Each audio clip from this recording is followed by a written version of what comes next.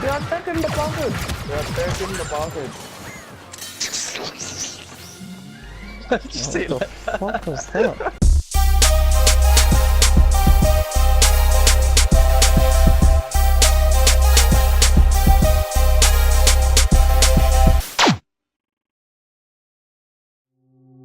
Yo, what's good people, CeeGiuseppe here, and welcome back to our thoughts and impressions. This is a series where I give my personal thoughts and opinions on a particular game, and today I'm here to talk about the Star Wars Battlefront 2 beta that was running from the 6th of October to the 11th. With this beta, I was able to clock in a solid amount of hours, so I thought, you know what, let me talk about it, and here we are. So without further ado, let's get into this. I'm going to kick things off by talking about the game modes. The beta allowed access to 3 different game modes. The first one was Galactic Assault, that's a 40-player objective-based mode involving pushing the payload to its destination. The second one was Starfighter Assault, that's a 24-player space battle mode dealing with different space combat objectives. And the third one was Strike, that's a 16-player infiltration-based mode consisting of 2 teams, attack and defense. What was interesting about Galactic Assault was the fact that the mode was split into 2 parts.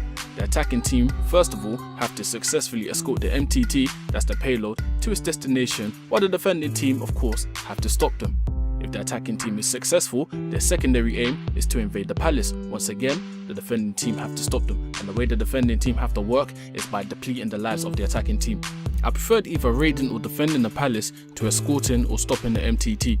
Reason being is that the map becomes more linear once entering the palace, resulting in more confrontations with the enemy, which could lead to some epic gun battles, and I found that aspect of the game enjoyable.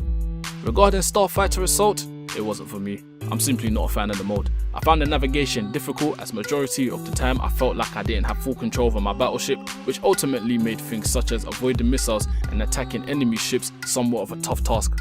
With Strike, the attacking team's aim is to raid the base of the defending team in order to steal the artifact and take it back to their own base. The defending team, of course, have to prevent the attacking team from stealing the artifact by depleting all their lives. Overall, I did enjoy this mode, but personally, I found that this was more beneficial when playing as a squad, as communication is key in order to boost the chances of successfully achieving your objective. Now to get into the gameplay. Battlefront 2 provides you with 4 different character classes. These classes are Assault, which is the default generic class, Heavy, which is less mobile than the other classes but makes up for it with its firepower, Officer, which is the supporting role, and Specialist, who use longer range weapons with scopes. Each class have multiple guns for players to unlock too. The classes can also be modified with different perks and abilities by equipping star cards, which are obtainable via loot boxes, but I'm going to cover loot boxes in a little bit. During my time with this game, I mainly used the Assault and Heavy classes based on personal preference, as I generally preferred using assault rifles in shooting games. But in saying that, I also enjoyed using the Officer class quite a bit too. The pistol was quite effective and its recoil wasn't an issue, making it easier to deliver accurate shots towards incoming enemies consecutively. However, I wasn't the biggest fan of the Specialist class, as the long range weapons were not really effective in terms of damage, especially when it came to headshots. I felt I had to execute too many shots before an enemy would die, which could be somewhat frustrating as my position could be exposed during my time I'm engaging in combat, so personally I just wasn't feeling it. Now I want to get into the hero system. The hero system has been changed up for Battlefront 2.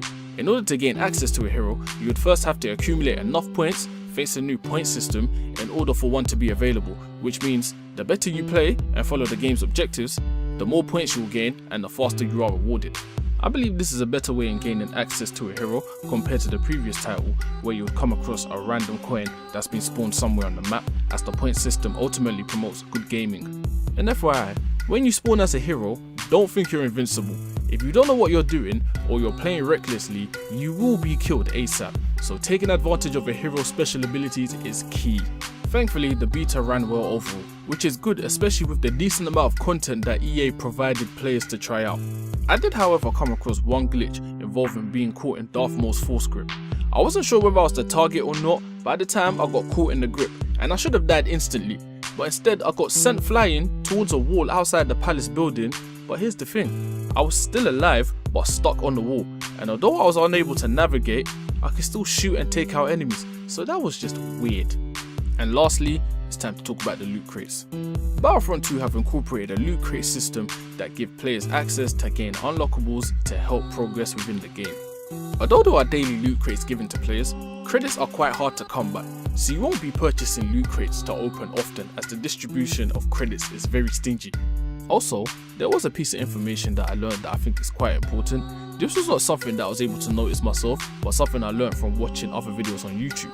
But I found out that credits are actually not distributed based on skill or how well you've played in a match. So it doesn't matter whether you bossed in a game or were incredibly awful. Everyone will pretty much gain the same amount of credits after each game. I really hope EA do something about that, because it's not making sense for someone that played very well to be rewarded the same as someone that played very badly. How it should be is, the better you played, the higher your reward should be. It's only fair at the end of the day. But anyways, that's all I have to say about the Battlefront 2 beta.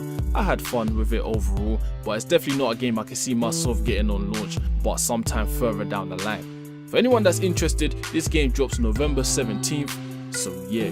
If you did like this video, please hit me with that like button, and if you like what I'm bringing to my channel, then please subscribe. Until then, I will catch you guys in the next video. Safe.